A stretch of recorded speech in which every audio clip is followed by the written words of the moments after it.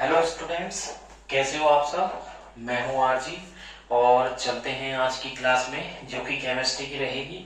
और last chemistry की class में मैंने आपको बताया था जो हमारे कॉमन सॉल्ट है वो चल रहे थे और उसमें हम लोगों ने NaCl को मैंने आपको बताया था, ठीक है।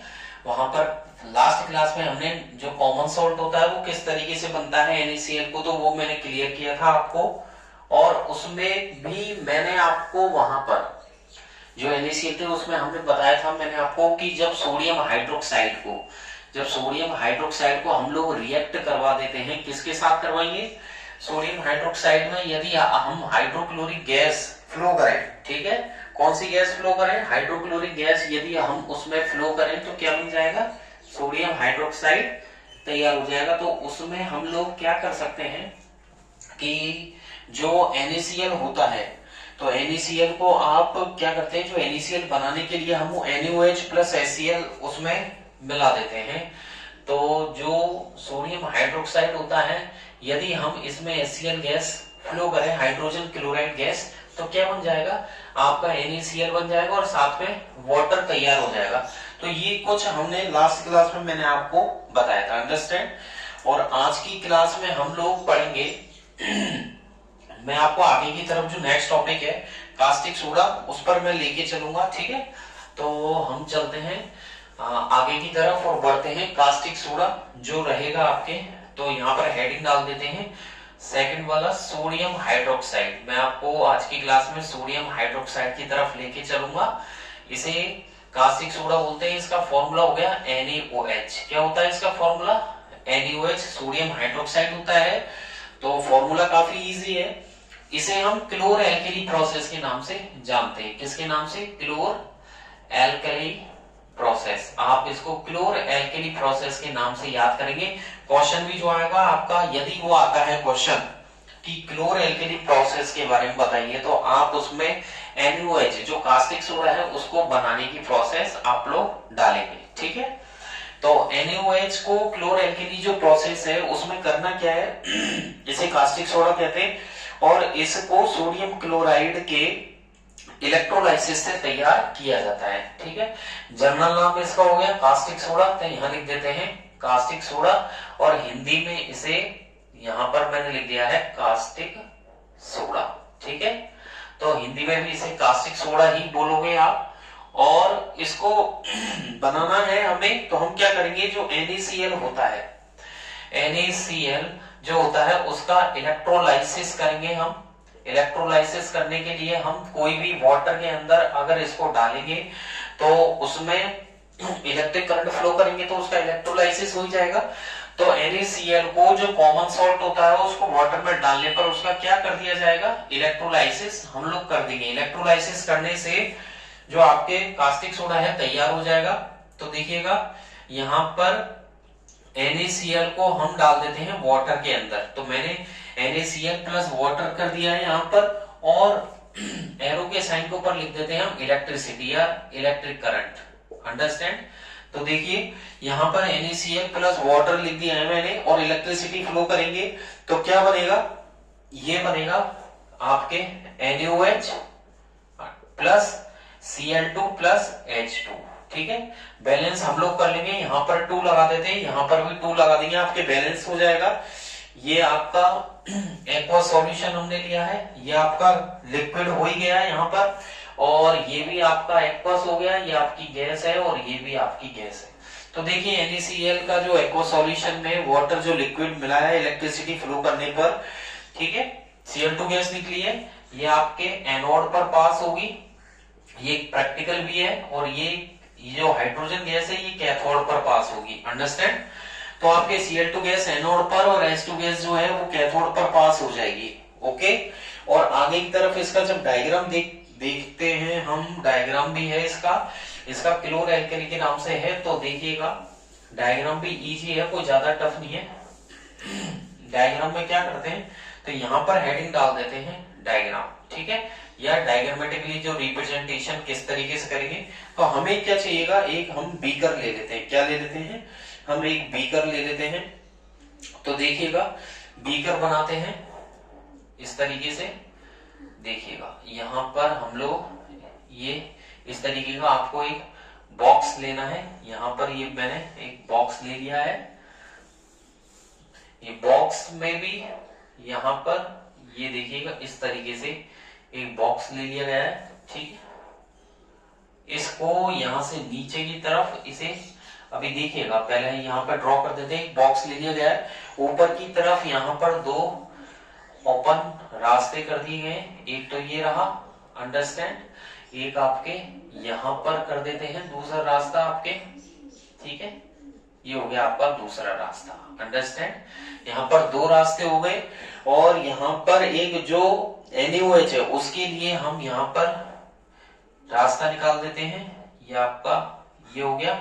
ऐसे ही एक यहाँ पर पास कर देते हैं इस तरीके से। डायग्राम भी इस साल के लिए काफी इंपॉर्टेंट है, यहाँ पर मैं इंपॉर्टेंट डाल देता हूँ, ठीक है।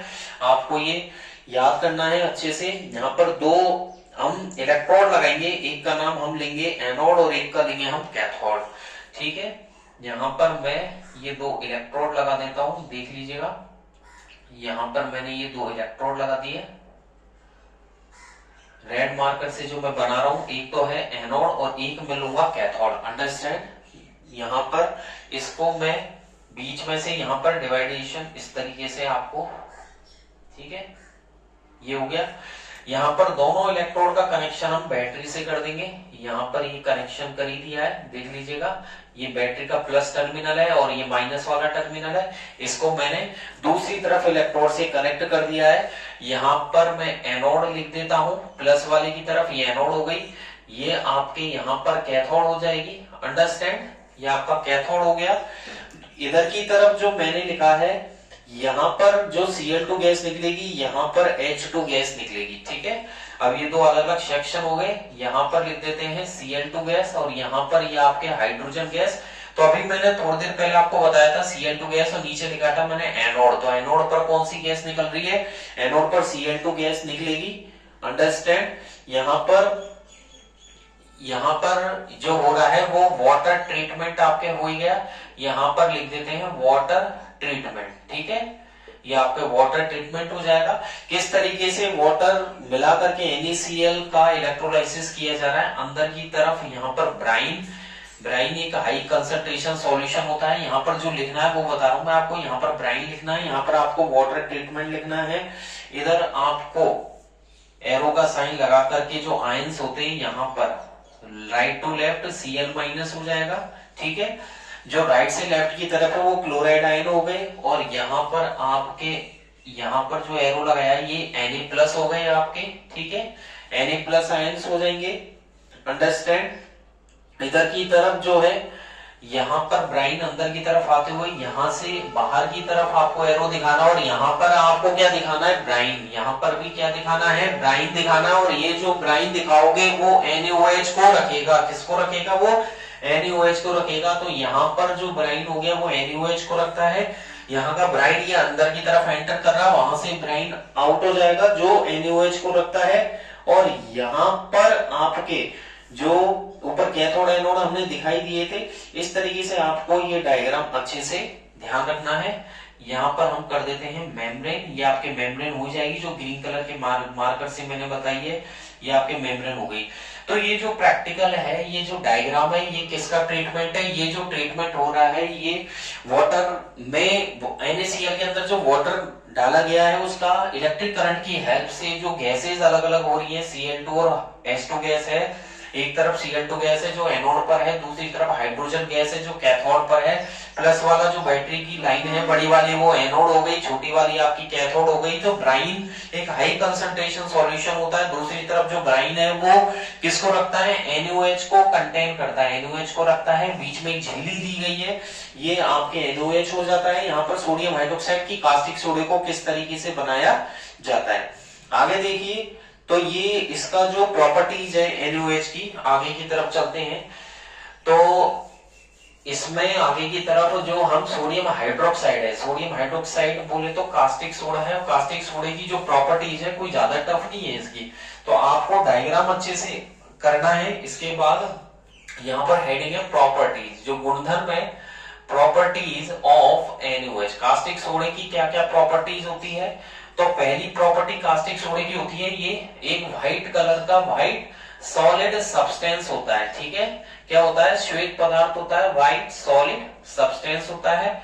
सेकंड जो है, इसका जो मेल्टिंग पॉइंट होता है वो होता है 591 केल्विन। कितना होता है इसका जो मेल्टिंग पॉइंट है? 591 केल्विन होता है, ठीक है। और स्ट्रॉन्ग तो बेस होता ही है, ठीक है। ये स्ट्रॉन्ग बेस तो है ही, स्ट्रॉन्ग बेस होने के साथ साथ ये जो है वाटर के अंदर धीरे धीरे मतलब सॉल्युबल होता है, तो यानी कि अच्छे से घुल भी पाता है, रिडली सॉल्युबल इन वाटर। तो मैंने यहाँ पर 4 प्रॉपर्टीज लिखी है, इसे अच्छे से आपको याद करनी है। ये व्हाइट कलर का श्वेत पदार्थ होता है जो सॉलिड होता है, इसका गलनांक 591 केल्विन होता है, ये स्ट्रॉन्ग बेस होता है, प्रबल क्षार होता है ये, और पानी के अंदर अच्छा घुलनशील भी इसे माना जाता है। आगे की तरफ हम पढ़ेंगे इसकी यूज, तो देखिएगा मैं यहाँ पर डाल देता हूँ यूजेस। तो यूजेस जो NaOH के हैं, इसका जो यूज है वो साबुन बनाने में, डिटर्जेंट है ना, सिल्क है, सिल्क इंडस्ट्रीज में पेपर बनाने में काम में लिया जाता है। इसका यूज यहाँ पर लिख देता हूँ, मैन्युफैक्चरिंग इन पेपर, इसे पेपर बनाने में काम में लेते हैं, ठीक है। सिल्क इंडस्ट्री में भी इसका यूज होता है, सिल्क इंडस्ट्रीज में, पेपर में, और सोप बनाने में इसका यूज तो लिया ही जाता है, ठीक है। तो साबुन बनाने में पेपर है, सिल्क इंडस्ट्री में इसका यूज होता है, ओके। और यहाँ पर ETC लिख देते हैं। दूसरा जो पॉइंट है, ये कई तरीके के धातुओं के निष्कर्षण में भी काम में आता है, ठीक है।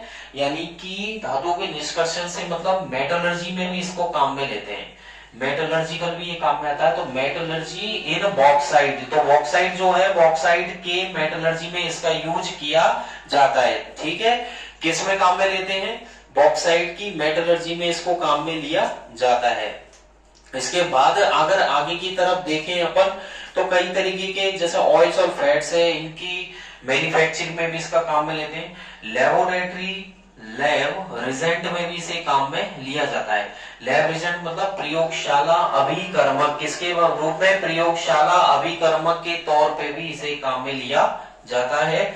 और इसका जो यूज है सोप बनाने में तो अक्सर ही काम में आता ही है, ठीक है। और ऑयल्स और फैट्स, जो ऑयल एंड फैट्स होते हैं, ऑयल एंड फैट्स की मैन्युफैक्चरिंग में भी इसका यूज किया जाता है। तो यानी कि देखो, एक तो पेपर है, सिल्क इंडस्ट्री में सोप है, इनको बनाने में काम में लेते हैं, पेट्रोलियम उसमें भी काम में लेते हैं, बॉक्साइट की मेटलर्जी में भी काम में लेते हैं, लेबोरेटरी रिजेंट के तौर पे भी ये काम में आता है। ऑयल्स और फैट्स की मैन्युफैक्चरिंग, जो तेल और वसा होती है, उनमें भी इनको बनाने के काम में आता है, प्रयोगशाला अभिकर्मक के आता है, धातुओं के निष्कर्षण में भी ये काम में आता है। तो कुछ इसके मेन यूज हैं, इनको आप अच्छे से कर लेना। यहाँ पर आपके ये जो कास्टिक सोडा है NaOH, इसको बनाने की प्रोसेस फिनिश होती है। तीसरे की तरफ चलते हैं, तो तीसरा हम पढ़ेंगे आगे, हम पढ़ेंगे ब्लीचिंग पाउडर। क्या पढ़ेंगे हम? अब ब्लीचिंग पाउडर। तो ब्लीचिंग पाउडर जो होता है, इसे कैल्शियम ऑक्सीक्लोराइड बोला जाता है। इसका जो रासायनिक नाम है, इसका जो केमिकल नेम है, वो है आपके कैल्शियम ऑक्सीक्लोराइड। तो यहाँ पर हम पढ़ेंगे अब कैल्शियम ऑक्सीक्लोराइड। तो 3rd नंबर पे चलते हैं, यहाँ पर लिख देते हैं कैल्शियम ऑक्सीक्लोराइड, यानी कि हम पढ़ने चाह रहे हैं ब्लीचिंग पाउडर। इसका जो फॉर्मूला होता है, इसे बोलते हैं ब्लीचिंग पाउडर। तो यहाँ लिख देते हैं ब्लीचिंग पाउडर, अंडरस्टैंड। तो मैंने लिखा है कैल्शियम ऑक्सीक्लोराइड, ओके। और इसका दूसरा नाम है ब्लीचिंग पाउडर, और इसका फॉर्मूला CaOCl2 है। क्या है? CaOCl2। तो आगे की तरफ चलेंगे, कॉमन नेम्स को कैल्शियम ऑक्सीक्लोराइड है।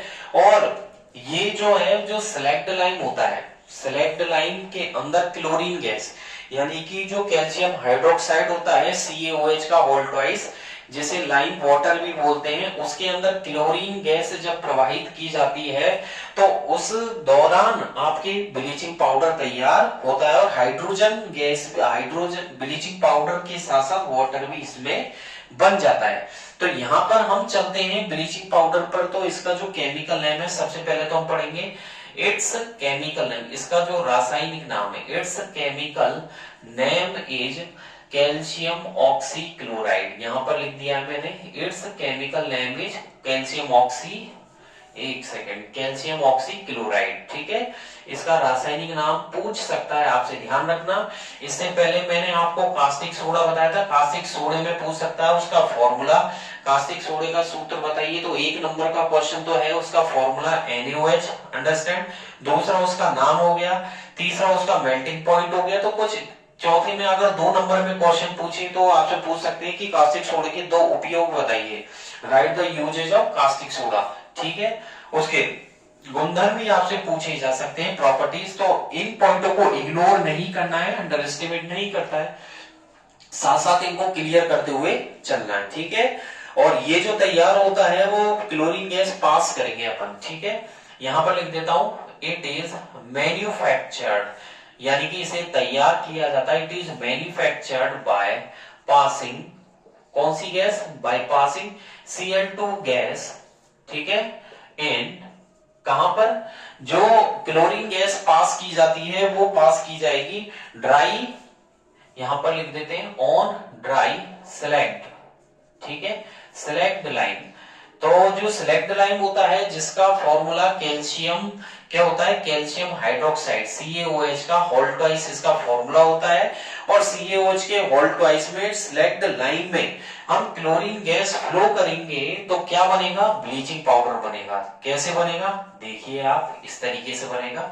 तो देखिए स्क्रीन पर ये रहा कैल्शियम हाइड्रोक्साइड CaOH का होल ट्वाइस प्लस मैंने यहाँ पर Cl2 गैस फ्लो कर दी है, तो CaOH का whole twice plus Cl2 equals to क्या बनेगा, देखिए यहाँ पर बना CaOCl2 calcium oxychloride plus water. तो ये आपके कैल्शियम हाइड्रोक्साइड में जब क्लोरीन गैस फ्लो की गई तो कैल्शियम ऑक्सीक्लोराइड पर क्या है, जिसे ब्लीचिंग पाउडर बोलते हैं, साथ में वाटर बना है। फिजिकल स्टेट आपके हो जाएगी सॉलिड गैस सॉलिड लिक्विड, क्या हो जाएगी, सॉलिड गैस सॉलिड लिक्विड। यहां पर ये सॉलिड क्यों है, क्योंकि यहां पर हमने ये ड्राई लिया है, यहां पर ये ड्राई स्लैग्ड लाइन में, यानी कि चूने, मतलब चूना हो गया एक तरीके से। ये क्लोरीन गैस है, ये आपके हो गया ब्लीचिंग पाउडर, इसका नाम लिखना है नीचे ब्लीचिंग पाउडर, ठीक है। और ब्लीचिंग पाउडर हिंदी में लिखना चाहे तो इसे हिंदी में इस तरीके से ब्लीचिंग पाउडर ही इसे हिंदी में बोलेंगे, प्लस यहाँ पर ये आपके वाटर हो ही गया है। तो देखिए ड्राई स्लैग्ड लाइन में इसका नाम नॉर्मली और लिखना चाहे तो कैल्शियम हाइड्रोक्साइड इसका नाम है, ठीक है। यहां पर इसे ड्राई फॉर्म में, मतलब शुष्क लिया है, इसे क्या लिया है, शुष्क, नमी वाला नहीं है। यहाँ पर शुष्क CaOH का होल ट्वाइस लिया गया है जिसमें पानी नहीं है, और उसके अंदर क्लोरीन गैस फ्लो करके ब्लीचिंग पाउडर तैयार किया गया है। और ब्लीचिंग पाउडर के बनने के साथ इसकी हम आगे की तरफ प्रॉपर्टीज पढ़ेंगे, अंडरस्टैंड। तो जो आगे की तरफ टॉपिक रहेगा वो इसकी प्रॉपर्टीज का रहेगा कि ब्लीचिंग पाउडर में क्या क्या, मतलब क्या क्या इसकी विशेषताएं हैं, ऐसा क्या क्या होता है ब्लीचिंग पाउडर में। तो ये येलो कलर का सब्सटेंस होता है, ठीक है। तो यहां पर लिख देते हैं प्रॉपर्टीज, प्रॉपर्टीज ऑफ CaOCl2, यानी कि ब्लीचिंग पाउडर के गुणधर्म। तो ब्लीचिंग पाउडर क्या है, यहां पर ये है, it is a yellow solid substance, ये पीले कलर का पदार्थ होता है, मैंने यहां लिख दिया है it is a yellow solid substance. ये पीले कलर का या पीला पदार्थ होता है, ठीक है, ठोस होता है, पीला पदार्थ होता है, ठीक है। सेकंड पॉइंट पे हम लोग ये पढ़ेंगे कि ये ठंडे पानी में तो घुल ही जाता है, ठीक है, और घुलने के बाद ये कौन सी गैस देता है, क्लोरीन गैस। तो यहाँ पे लिख देंगे इट इज सॉल्यूबल, ये ठंडे पानी में भी घुल जाता है, it is soluble in cold water, ये ठंडे पानी में घुलनशील है। अगला जो पॉइंट रहेगा ये क्या रहेगा, ये कौन सी गैस देता है, क्लोरीन। तो इट लाइब्रेट्स, ठीक है, इट लाइब्रेट्स क्लोरीन गैस, ये क्लोरीन गैस रिलीज करता है, कौन सी गैस रिलीज करता है, क्लोरीन गैस यहां पर रिलीज करता है, ठीक है, LiBRATS, ये क्लोरीन गैस देता है। जब ब्लीचिंग पाउडर को आप पानी में डालते हैं, मिलाते हैं, तो कौन सी गैस देता है, ये क्लोरीन गैस देता है। ये कोल्ड वाटर में सॉल्यूबल है, ठीक है, ठंडे पानी में घुल जाता है। और अगर आप इसे एसिड से रिएक्ट करवाओगे ब्लीचिंग पाउडर को, तो भी ये क्लोरीन गैस आसानी से रिलीज कर सकता है। तो यानी कि अगर डाइल्यूट एसिड्स के साथ अगर हम रिएक्ट करवाएं, डाइल्यूट एसिड्स के साथ तनु अम्लों के साथ ब्लीचिंग पाउडर, तनु अम्लों के साथ ब्लीचिंग पाउडर को यदि क्रिया करवाएं तो क्लोरीन गैस आसानी से ये रिलीज कर देता है। ठीक है, आगे की तरफ बढ़ेंगे हम, आगे की तरफ हम पढ़ेंगे यूजेस। क्या पढ़ेंगे हम? Uses of bleaching powder. तो यहां पर हेडिंग डाल देते हैं यूजेस ऑफ ब्लीचिंग पाउडर। ठीक है, तो ब्लीचिंग पाउडर का नॉर्मली जो यूज है, मोस्टली तो इसका किस में काम में लेते हैं? पानी को फिल्टर करने में, प्योरिफिकेशन में काम में लिया जाता है। ठीक है, टेक्सटाइल इंडस्ट्री में भी इसे ब्लीचिंग एजेंट के रूप में काम में लेते हैं। तो यहां पर डायरेक्टली लिख देते हैं used as a bleaching agent. इसका यूज ब्लीचिंग एजेंट के तौर पे काम में आता है इन टेक्सटाइल इंडस्ट्रीज। ठीक है, बड़ी बड़ी जो टेक्सटाइल इंडस्ट्रीज होती है उनमें भी इसका यूज किसके रूप में आता है? ब्लीचिंग एजेंट के रूप में काम में लिया जाता है। और पेपर इंडस्ट्री में भी आता है, ड्रिंकिंग वाटर की प्योरिफिकेशन में भी हम इसका यूज कर सकते हैं। तो used as bleaching agent in paper industries, paper industries में भी इसका यूज करते हैं।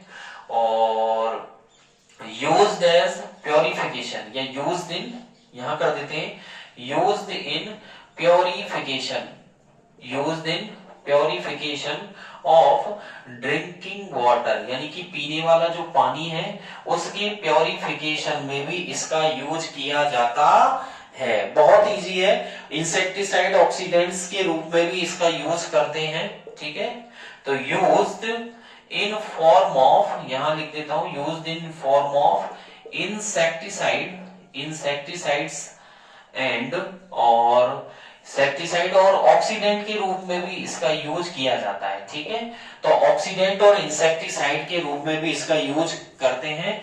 पांचवा तो कॉमन चलेगा ही, यूज्ड एज लेबोरेटरी रिजेंट। ठीक है, यूज्ड एज लेबोरेटरी रिजेंट की हमारी प्रयोगशाला में, हमारी साइंस की प्रयोगशाला में इसे एक अभिकर्मक, रिजेंट को बोलते हैं हिंदी में अभिकर्मक के तौर पे, कोई रिएक्शन नहीं होनी है तो इसका यूज करके उसे आसानी से किया भी जा सकता है, स्लो भी किया जा सकता है, फास्ट भी किया जा सकता है। अंडरस्टैंड?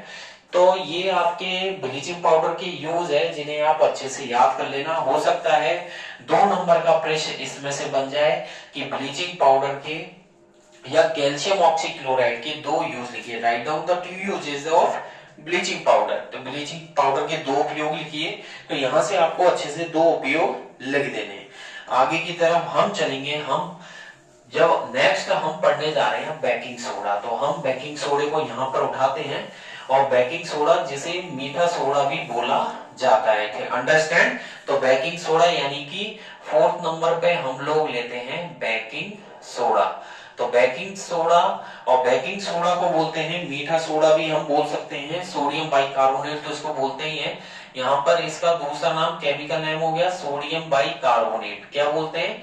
Sodium bicarbonate. और इसे हम सोडियम हाइड्रोजन कार्बोनेट भी बोल सकते हैं, सोडियम हाइड्रोजन कार्बोनेट। तो देखिए मैंने क्या क्या लिखा है। मैंने लिखा है बेकिंग सोडा के नाम से जो टॉपिक है इसका जो केमिकल नेम है वो सोडियम बाइकार्बोनेट होता है, और सोडियम हाइड्रोजन कार्बोनेट भी इसे बोल सकते हैं। इसका फॉर्मूला NaHCO3। क्या होता है? NaHCO3। और इसे जनरली हम घरों में भी काम में लेते हैं। इसे सोडा फुड के नाम से जाना जाता है। और कौन सी गैस देता है? ये बबल्स भी बनाता है, तो साथ में CO2 गैस रिलीज करता है। ज्यादातर आपको पता है हम पेट में एसिडिटी हो जाती है तो बेकिंग सोडा लेते हैं। और खाने वाली जैसे मैदा या सूजी के कोई भी आइटम हम लोग बनाते हैं, जैसे कि इडली सांभर या कुछ भी बनाए, तो जनरली उसमें बेकिंग सोडा मिलाया जाता है। तो देखिए बेकिंग सोडे का यूज किस तरीके से होता है और क्या है। तो यहाँ पर सबसे पहले तो आता है इट्स कॉमन नेम। इसका जो सामान्य नाम है, इट्स कॉमन नेम इज, क्या है इसका कॉमन नेम? इसे बोलते हैं सोडा ऑफ फूड। इसे खाने का सोडा बोला जाता है, सोडा ऑफ फूड, ठीक है, इसे खाने का सोडा बोलते हैं। यहां लिख देता हूं मैं खाने का सोडा, तो यानी कि बेकिंग सोडे को खाने का सोडा बोला जाता है। केमिकल नेम आपको पता ही है कि इसका केमिकल नेम क्या है, सोडियम हाइड्रोजन कार्बोनेट। तो यहां से इसका आप रासायनिक नाम पढ़ सकते हैं, इसका रासायनिक नाम है सोडियम हाइड्रोजन कार्बोनेट। और ये CO2 गैस लाइब्रेट करता है, ठीक है, बबल्स के रूप में, जब इसे किसी फूड प्रोडक्ट में डाला जाता है। जैसे कि आप बेकिंग सोडे को किसी भी फूड प्रोडक्ट में डालोगे, तो यहां पर लिख देते हैं हम कि जब NaHCO3 यानी कि बेकिंग सोडे को जब किसी फूड प्रोडक्ट्स में, अब मैदा हो, कुछ भी हो, कोई सा भी फूड आइटम बनाना हो, किसी फूड प्रोडक्ट्स में जब इसे डालते हैं तो ये बबल्स बनाता है। क्या बनाता है, ये बबल्स देता है। और बबल्स में कौन सी gas, as a bubbles carbon dioxide gas देता है। तो एक नंबर का क्वेश्चन यहां से निकल जाता है। एक नंबर का क्वेश्चन ये निकलता है कि जब बेकिंग सोडे को किसी फूड प्रोडक्ट के साथ मिलाया जाता है तो विच गैस, कौन सी गैस रिलीज करता है, तो वो है कार्बन डाइऑक्साइड। क्या है वो, कार्बन डाइऑक्साइड है। और इसके द्वारा केक जैसे फूड प्रोडक्ट भी तैयार किए जाते हैं। NaCl मिलाकर भी अगर हमें केक तैयार करना हो, बेकरी में केक तैयार करते हैं, NaCl के साथ हम NaHCO3 मिलाकर भी तैयार कर सकते हैं। तो जो बेकरी वाली शॉप होती है ज्यादातर, जहाँ पे ब्रेड या केक्स मिलते हैं, वहां पर NaCl के साथ, कॉमन सॉल्ट के साथ बेकिंग सोडे को मिला दिया जाता है और वहां पर ब्रेड भी तैयार कर लेते हैं।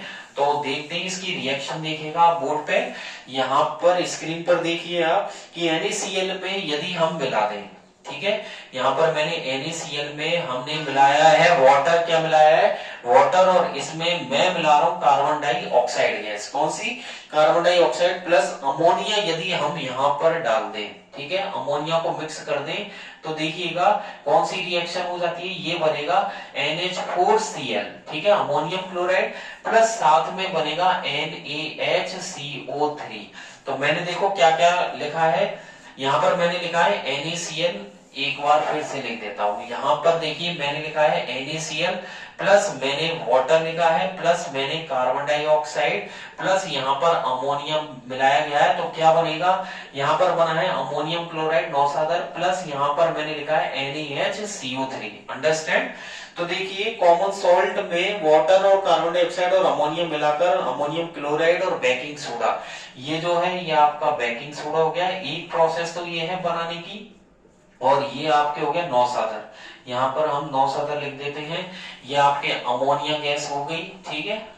तो देखिए ये सब कुछ आपके रिएक्टेंट है, वो प्रोडक्ट है। एक तरीका तो ये कि आप बेकिंग सोडा बना सकते हैं, ठीक है, और दूसरा तरीका ये कि सोडियम कार्बोनेट में आप कार्बन डाइऑक्साइड गैस फ्लो करके भी बना सकते हैं, ठीक है। तो यहाँ पर एक तरीका तो ये है आपके, ठीक है, यहाँ पर मैं और लिख देता हूं, आपको ये तरीका ठीक लगे तो आप इससे भी कर सकते हैं, ठीक है। और दूसरा तरीका थोड़ा इजी है कि आप क्या करेंगे, सोडियम जो कार्बोनेट है Na2CO3 में carbon dioxide gas plus water मिला करके, ठीक है, Na2CO3 यानी कि जो सोडियम कार्बोनेट होता है इसमें carbon dioxide gas plus water मिला करके आप यहाँ पर बेकिंग सोडा तैयार कर सकते हैं, NaHCO3। अंडरस्टैंड, NaHCO3 यहाँ पर हम लोग तैयार कर सकते हैं। यहाँ पर मैंने 2 लगा दिया है, यहाँ पर ये बैलेंस हो चुका है।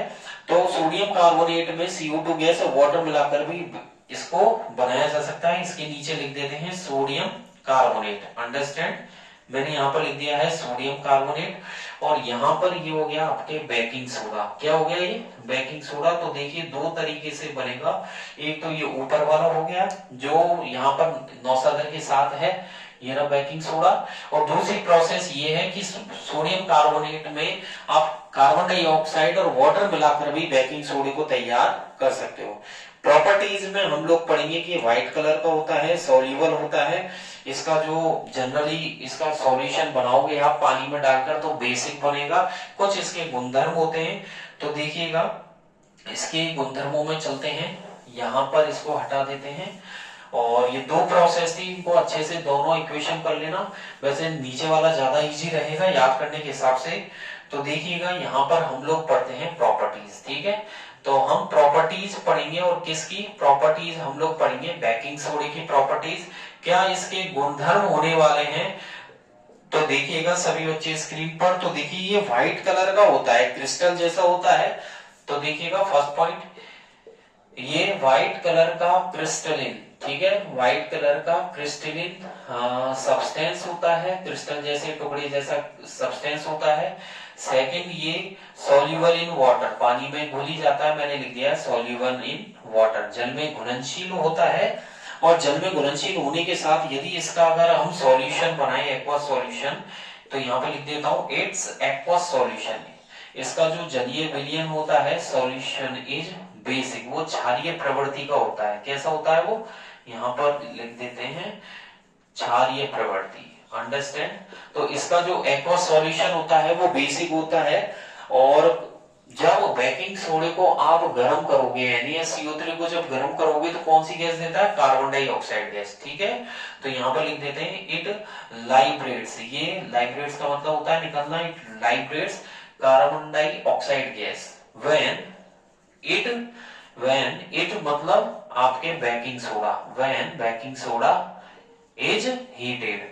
तो इसका मतलब ये हुआ, जब बेकिंग सोडे को गर्म करेंगे तो कौन सी गैस देगा, बेकिंग सोडे को जब गर्म किया जाएगा तो वो जो गैस देगा वो है कार्बन डाइऑक्साइड। ये आपकी प्रॉपर्टीज है। और आगे की तरफ बढ़े और यूजेस पढ़े इसके, ठीक है, इसके क्या उपयोग होते हैं बेकिंग सोडे का। तो देखिए ज्यादातर खाने के तौर पे ही आता था, काम में लिया जाता है। तो पहला यूज है यूज्ड एज फूड स्टफ, इसका यूज्ड एज मतलब बेकिंग सोडे का जो है वो खाने वाली चीजों को बनाने के काम में लिया जाता है। तो यूज्ड एज इसे कर सकते हैं बेकिंग पाउडर, ठीक है, इसे बेकिंग पाउडर के तौर पे used as baking powder in food stuffs. तो खाने वाले पदार्थों में ये फूड स्टफ के तौर पे काम में आता है, ठीक है, बेकिंग पाउडर के रूप में। और कोल्ड ड्रिंक्स में भी ये बनाने के काम में लिया जाता है। तो यहाँ पर लिख सकते हैं use to form cold drinks, तो कोल्ड ड्रिंक्स में भी इसको मिलाया जाता है, ठीक है, यहाँ पर लिख दिया है use to form cold drinks, ठीक है। और कोल्ड ड्रिंक को विद सोडा या सोडा वाटर भी हम मिला सकते हैं यहाँ पर, ठीक है। तो यहाँ पर 2 पॉइंट हो चुके हैं आपके। नेक्स्ट पॉइंट है एंटासिड में भी काम में लेते हैं, मिल्क माइल्ड एंटीसेप्टिक में भी ये काम में आता है, यूज्ड एज माइल्ड मतलब कम, थोड़ा सा माइल्ड एंटीसेप्टिक्स। तो इसे माइल्ड एंटीसेप्टिक्स के तौर पे भी काम में लेते हैं। और जैसे हमारे लग जाती है कई बार घरों में अक्सर जनरली, तो उसमें भी ये थोड़ा बहुत एंटीसेप्टिक का काम करता ही है। और इसे फायर एक्सटिंक्शन में भी काम में लिया जाता है, यूज्ड इन फायर एक्सटिंक्शन, ठीक है, जो आग बुझाने वाले होते हैं। क्योंकि इसमें से कौन सी गैस देता है, मैन ये देता है कार्बन डाइऑक्साइड गैस, इसलिए आग बुझाने में भी कार्बन डाइऑक्साइड गैस का ही यूज करते हैं। तो इसका जनरली यूज फायर एक्सटिंक्शन में भी काम में लिया जाता है। लेबोरेटरी रिजल्ट में तो इसका यूज है ही। तो यहाँ पर लिख सकते हैं used as laboratory reagent, laboratory reagent के तौर पे इसका यूज किया जाता है। तो देखिए बेकिंग पाउडर के तौर पे यूज होता है, कोल्ड ड्रिंक्स के साथ, सोडा के साथ इसका यूज कोल्ड ड्रिंक्स बनाने में भी होता है, माइल्ड एंटीसेप्टिक में भी इसका यूज होता है, फायर एक्सटिंक्शन में भी इसका यूज किया जाता है, और एंटासिड के तौर पे भी इसका यूज होते हैं। तो यहाँ पर लिख देते हैं यूज्ड एज एंटासिड। तो एंटासिड के रूप में भी इसका यूज किया जाता है। और इस एंटासिड के रूप में कैसे, स्टोमक की एसिड टू रिमूव, यानी कि हमारे जो उधर में एसिडिटी हो जाती, to remove acidity of stomach, acidity of stomach. तो यानी कि हमारे उधर में जो हमारे पेट में एसिडिटी हो जाती है उसको दूर करने में भी इसका यूज किया जाता है। तो कई तरीके से इनका यूज होता है।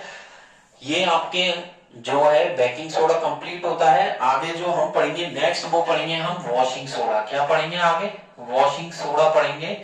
और जो वॉशिंग सोडा होता है, वॉशिंग सोडे का फॉर्मूला Na2CO3.10H2। ये मैं आपको नेक्स्ट क्लास में तो पढ़ाऊंगा ही वॉशिंग सोडा।